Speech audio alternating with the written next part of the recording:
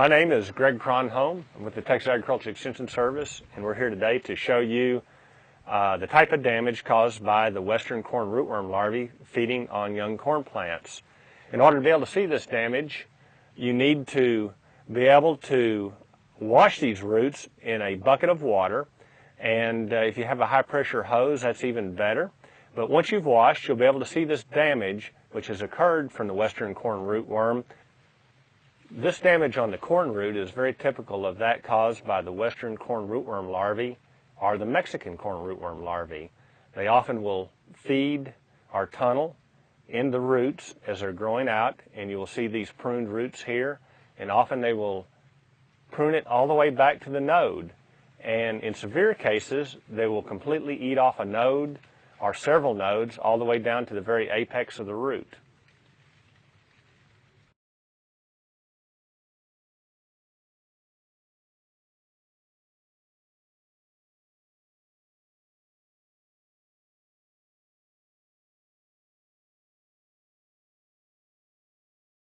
Since corn on the high plains is usually well irrigated, it has access to good moisture levels, and when we have this, we get what we call root regrowth, where the rootworms have damaged the root, and that's what all this root proliferation is here in this root mass.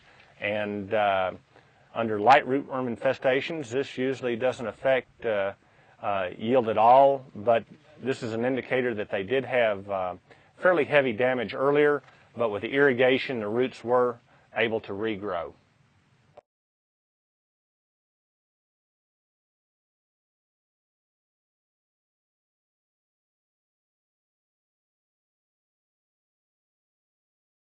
This is typical damage that we see from fairly heavy infestations of feeding by the western corn rootworm larvae. We will get the plant falling over, and then as it tries to regrow, we'll get this goosenecking.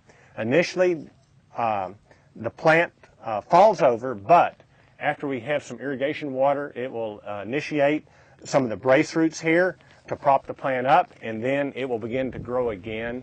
And the only problem we have with this gooseneck corn is at harvest time, and being able to line up the combine appropriately on the rows is sometimes a headache for the grower. It causes us to have to harvest the corn at a much slower speed than we normally would.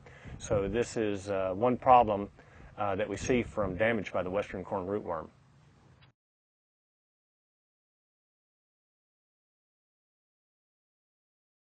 The western corn rootworm beetle emerges from the soil this time of year and begins to feed on the foliage of the plant. Once the tassels emerge, they will move to the tassels to feed, and then within a day or so we have silks on the plants, and then they will move to the silks to feed on those.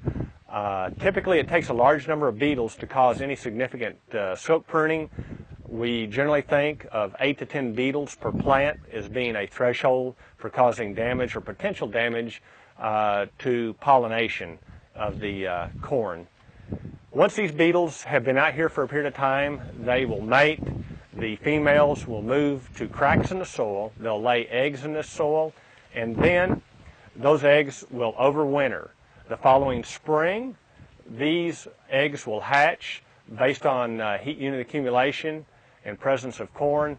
The larvae will begin to feed on the root system of the small corn, and then again they will pupate in the soil. The adults will begin to emerge. Usually we see them around June 20th on the high plains of Texas, and as we move farther north into the Amarillo area, we will see emergence somewhat later than what we have in the southern high plains. What we have here is damage caused by the adult feeding on the foliage after it emerges from the soil. These rootworms will move to the whorl area, and then they will begin to feed on the surface of the leaf, and we call this scarification of the leaf.